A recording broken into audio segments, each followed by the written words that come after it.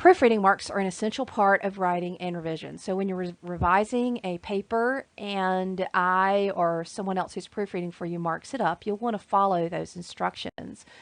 But the writing process is not just sitting down and writing. A lot of people make this mistake.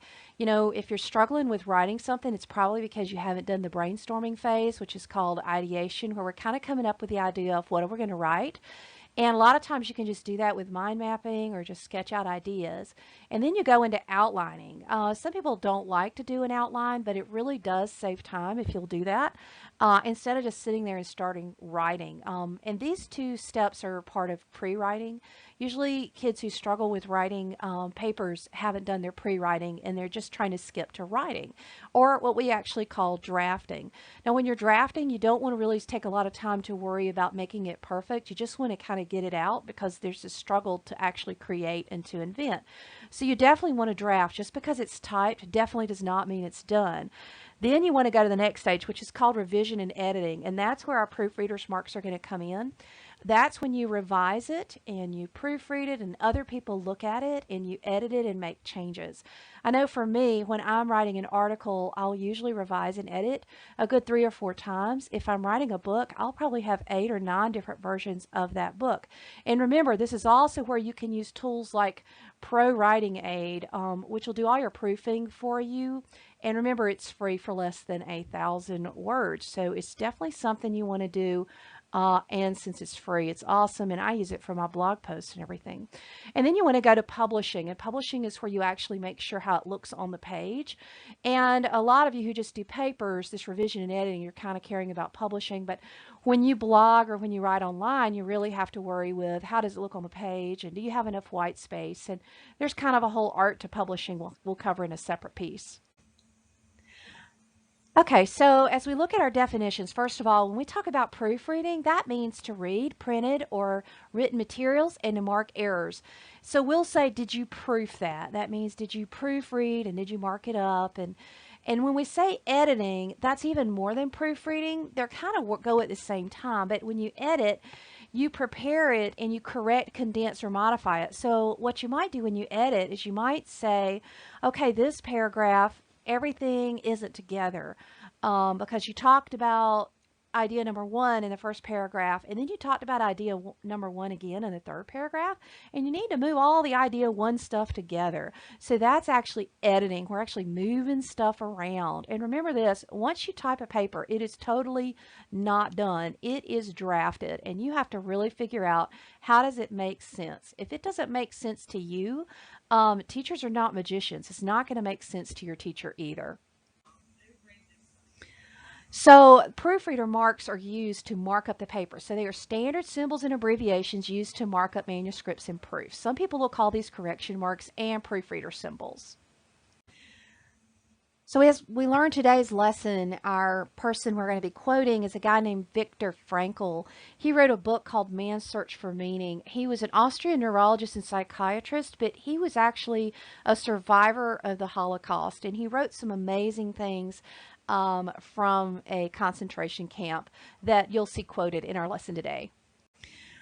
So let's take these marks one at a time. The delete mark looks like this. You kind of go through and it has a little loop on it. So when you see that, you know that something needs to be deleted. When you want to close something up, that means there's too much space here, and it's kind of hard to see, but there's actually 2 spaces here. What you do is you'll see this close up mark, and it's kind of like parentheses put on their sides that you want to close that up. Now, these 2 things need punctuation. And this one actually, you'll see it in the full thing, but this one needs a colon. So when you want to add punctuation, you'll usually see it circled for like colons and such. Now, if it's more like an apostrophe, you'll see it inserted with what's called a caret mark instead. So you'll see it one of 2 ways. Periods will also be inserted the same way as this colon, usually with a circle. And you can see it both ways when people are proofreading. Now, if we want to insert text, we actually need the word human here. You'll see a caret mark or sometimes an arrow, and then the word written up above it. This is also why you'll notice we double space in a lot of our stuff for our teachers, so they have room to add proofreaders marks and we can correct and improve.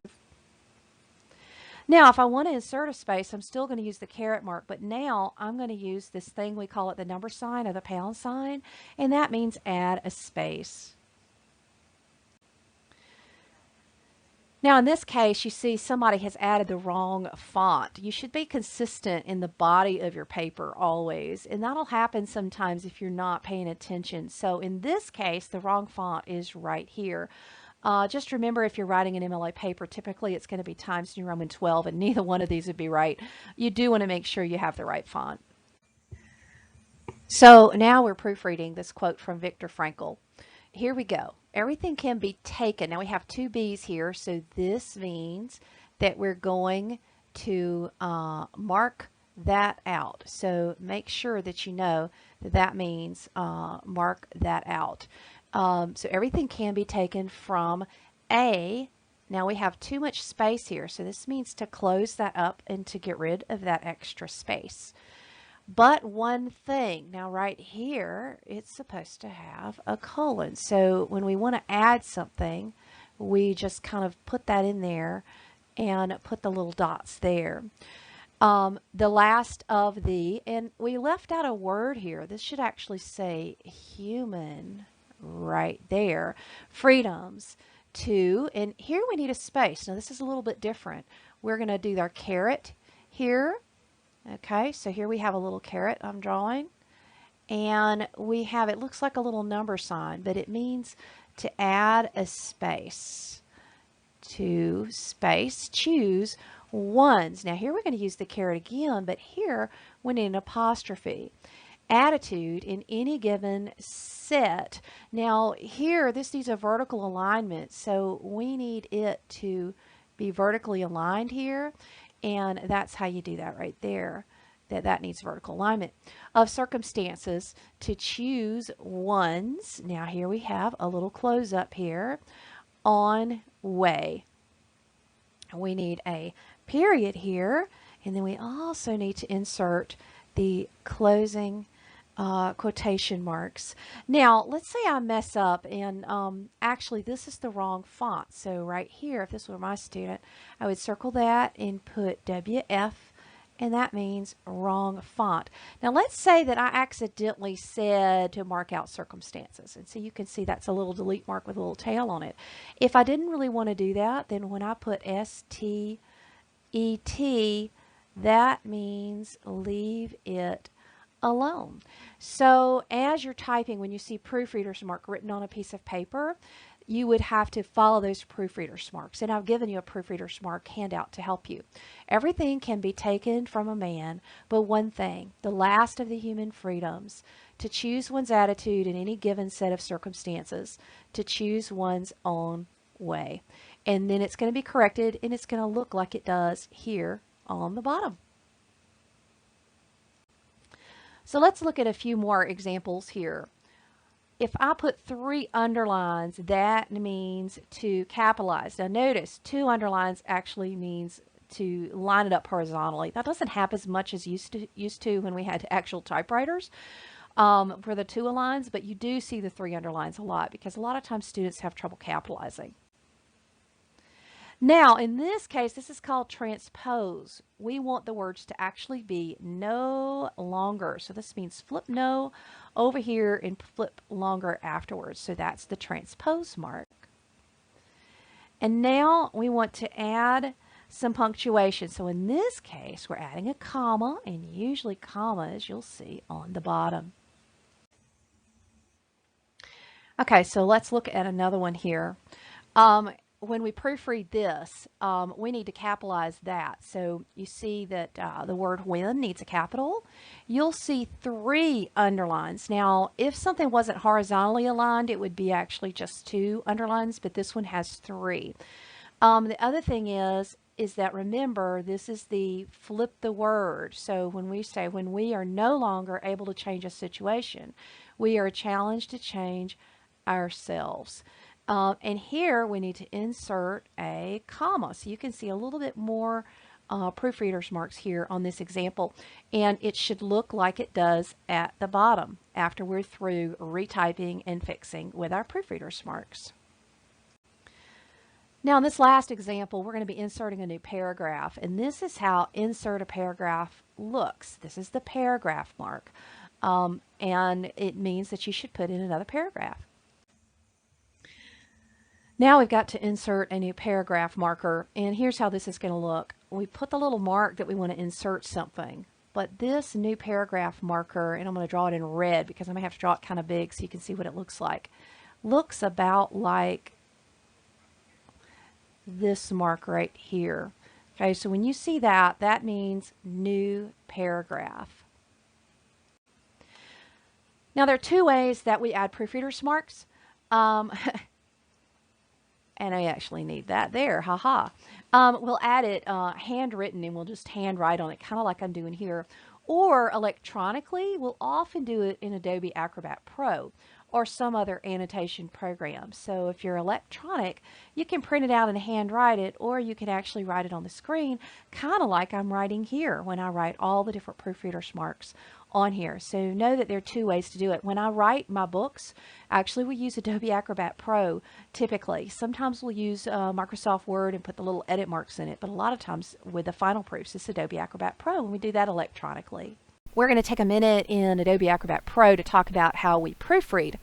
Now, if you want to use the text edit tools, they're slightly different in this program. There's the insert mark, and you can see the mark right here, and that means you click and start typing to say where text should be inserted.